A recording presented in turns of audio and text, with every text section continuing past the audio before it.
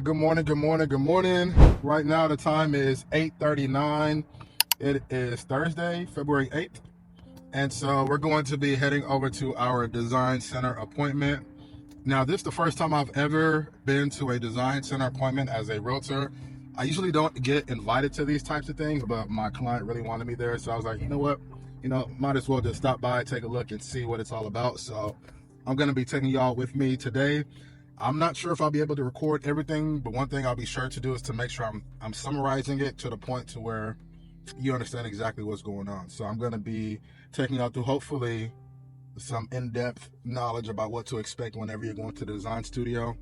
This client of mine is the Highland Homes client. So if you're new to the channel, I record vlogs. Pretty much most of my videos are pretty much vlogs.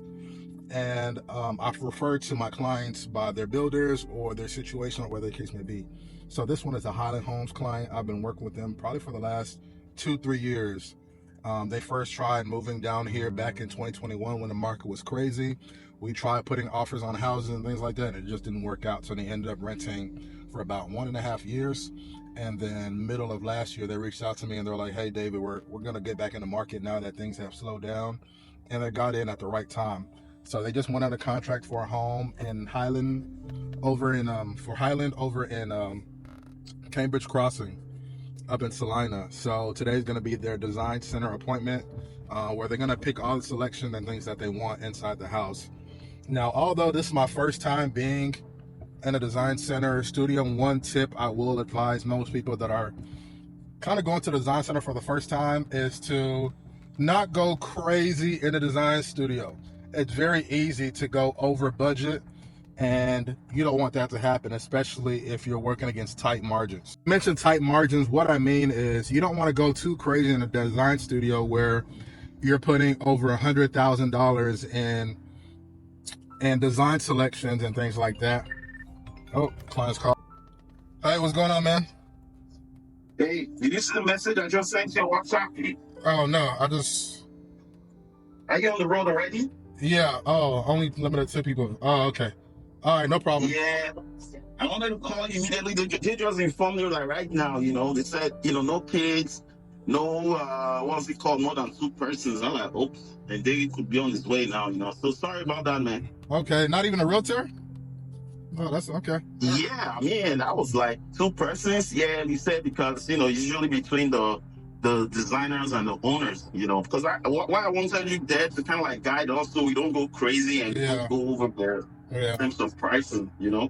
Or you just want to come and see if we can just wing it since you're already on your way there. I mean, if you don't have any other thing planned for this moment, Yeah. Yeah, let's try. We can try and wing it. Let's see. Yes, okay. Yeah, I want to drop the kids now and we'll be coming that way. It's about 20 minutes from the house. Okay, all right, sounds good. Okay, all right. All right, so y'all heard that. So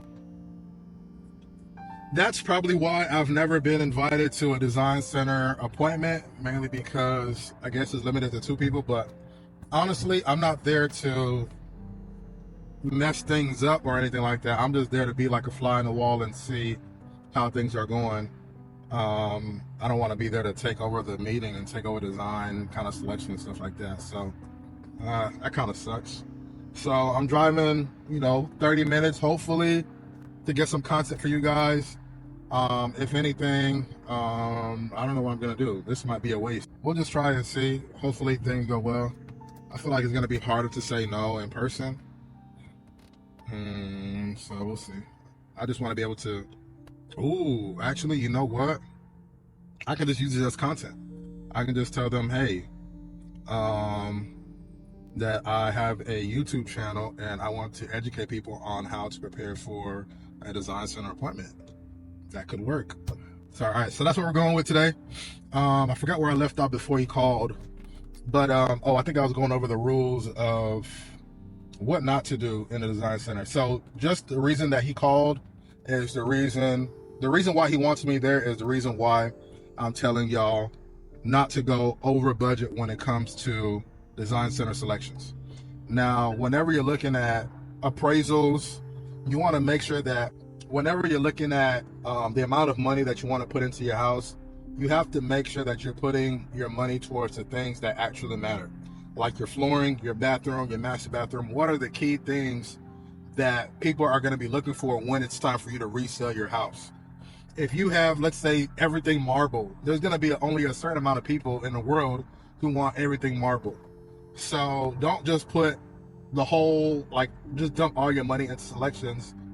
Think about what you want, of course. I mean, it's your house. Think about what you want, but also think about the end in mind as well, too. Whenever it's time for you to resell this house and sell it to somebody else, what are some things that they're going to be looking for? What's going to be your target audience when it's time to resell the house? So that's the same type of mindset that you have to have when it comes to design studio as well, too. Now, one thing I'll also mention is that when it comes to appraisals, a lot of times people will dump money into a property and everything is not one-to-one. Just because you invest $30,000 into, let's say $100,000. Just because you dump $100,000 of upgrades into the house doesn't mean the house is worth $100,000 more. Everything has to be comparable to what is in the area, because when the appraiser goes there, they're going to look and see based off of what has sold in the area. Well, it honestly depends on their appraisal strategy. There's different types of appraisal strategies, but the most common one is based off of recent sales and homes that have sold around the area that are similar to that property. So if you've dumped $100,000 worth of upgrades into the property and it's way more than everybody else in the area, there's not really anything to really compare to justify the price that you feel like the house should be at. Does that make sense? Hopefully that makes sense. So the place to put the money the most, I'd probably say flooring, kitchen, bathroom. Those are probably the main common areas. That's where most people spend most of the time. Those are the big selling points when it comes to selling your house. So hopefully that helps. I'm going to pick the camera back up when I get there. Hopefully this excuse works just to say that, hey, I'm here to record content since I have a YouTube channel and educate people on what to expect whenever you go into the design center, because this is my first time ever being invited. So we're going to see if we can finesse and sneak our way into the design center. All right. See y'all soon. Don't forget to like, comment, subscribe. Feel free to hit the link in the bio if you need to work with me. My name is David. I'm a real estate professional in the Dallas-Fort Worth area doing deals all across Texas. So no matter the city that you're in, we have people all around. Feel free to reach out to me if you need any help. But yeah, peace.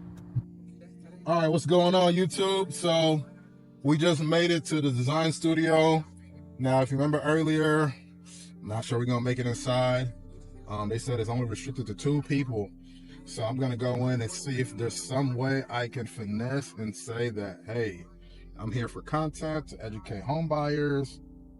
See if they're gonna budge if there's any room to budge. I think the main thing they don't want is for people to come in and mess up the process and kind of cause a lot of churn in the conversation. So I think that's why they don't want to do it, or don't want to have more than 2 people and only the homeowners. So we'll see what they say when I get there. Hopefully, fingers crossed, everything goes well. If not, then this video was a waste.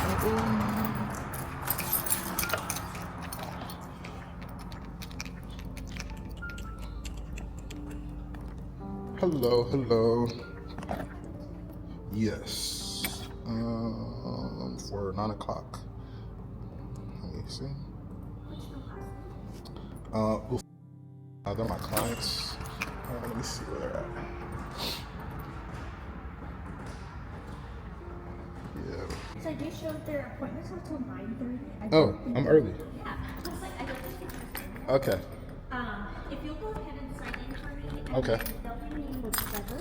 Okay. And so, until that appointment starts, you're more than welcome to basically just go the doors. Okay. For them and Trevor will come and grab them. Do I put my name or the client's name? All right, cool.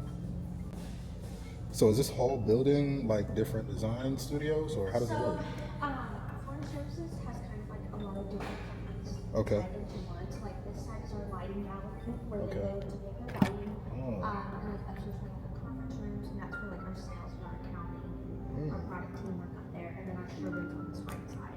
Oh, that's cool. Yeah. A warehouse? That's cool. Oh, excuse me.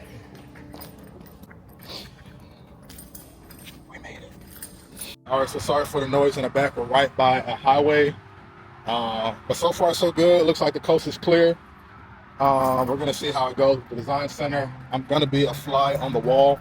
I do want to show y'all the building, show y'all some images to so y'all see what it looks like.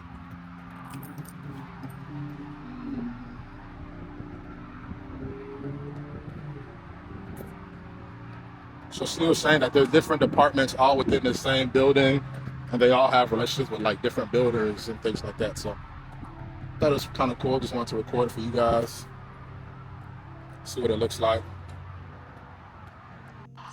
All right, now this part of the video will be me walking you through our experience with some helpful tips that I learned during this design center appointment. Now, everything I will say will be based on our experience, but from some of the research that I've done, you should experience something at least pretty similar to what I'm about to walk you through today. Now, whenever you come to design center appointment, you want to dedicate somewhere around 2 to 3 hours of your day for this design center appointment so that you can pick and choose. If you and your partner, maybe y'all bump heads when it comes to picking selections, y'all will have enough time to come to resolve and pick the finishes that you both like. Now, I also want to mention that depending on the time that you buy and where we're at in the market, some builders will offer incentives and give you a budget or credit you a budget or give you money, let's just say quote unquote, to spend in a design center so you can pick what you want inside your home. I've seen anywhere from $20,000 all the way up to $60,000, depending on the builder, the size of the house, a lot of other things as well too. Now, before you arrive, you'll be assigned a designer, and all the selections you like to pick from will have pricing, so you'll know right then and there how much is what when it comes to picking each of the selections. Now, speaking of those selections, a pro tip that I saw from these clients, and I'm not sure if it was intentional or not, but they took a look at some of the homes in the other communities, including the model, and took pictures of how it looked so they had some inspiration when it came to designing their own home. And I thought that was pretty smart. Now, model homes are going to be a lot more expensive. Most builders invest a lot of money into their model homes. So you may not get exactly what's in the model home, but the point is to see what colors complement each other and picking the more affordable options so that you don't go over budget. Now, I'm not the one that's going to force you on this budget. I mentioned it quite a bit in this video. And the reason I'm doing that is because if the home does not appraise, you are going to have to bring the difference at closing. So be prepared to bring the difference. If you want to go crazy in the design studio, be prepared to bring some additional funds to closing. Now, one of the things I noticed while we were doing this whole appointment is that there's different grade levels as well too. Anywhere from grade level 1 all the way up to grade level 5. Grade level 1 is going to be your basic finishes, maybe at no cost or a very light cost, maybe under $1,000, all the way up to grade 5 where it's going to be thousands and thousands of dollars. So whenever you're picking what you like, always keep the budget in mind. So you want to make sure you're spending money in the right places. I'm not saying for you to be cheap. That's probably the last thing I'll tell you to do. Especially if you're getting a house, you're customizing it, you're going to be there for the next 5, 10, 15 years. You want to make sure that you love the house that you're in. But what I'm saying is that you also want to be conscious about where you're spending the money as well. Now, in the beginning of the video, I mentioned that flooring, kitchen, bathroom are probably the more better places to invest your money into. Now, the designer did inform me that certain builders and certain communities will offer different things. So even though we're going with Highland Homes and Cambridge Crossing, Highland Homes and Ashton Park, which is a new community, may offer something totally different whenever it comes to selections. There's going to be certain things that are standard in one community that may not be standard in another. So before you put your earnest money down and commit to a specific community and builder, ask what the standard they're offering when it comes to selections. For example, many of these clients, we looked at a couple of Highland Home communities. We looked at Cambridge Crossing, Trinity Falls. There's one in North Lake as well too. And one thing that we noticed was that in Cambridge Crossing, they weren't charging for a freestanding tub and a drop-in shower, whereas the one in North Lake was. So that's what I talk about when every builder in every community is going to be a little bit different.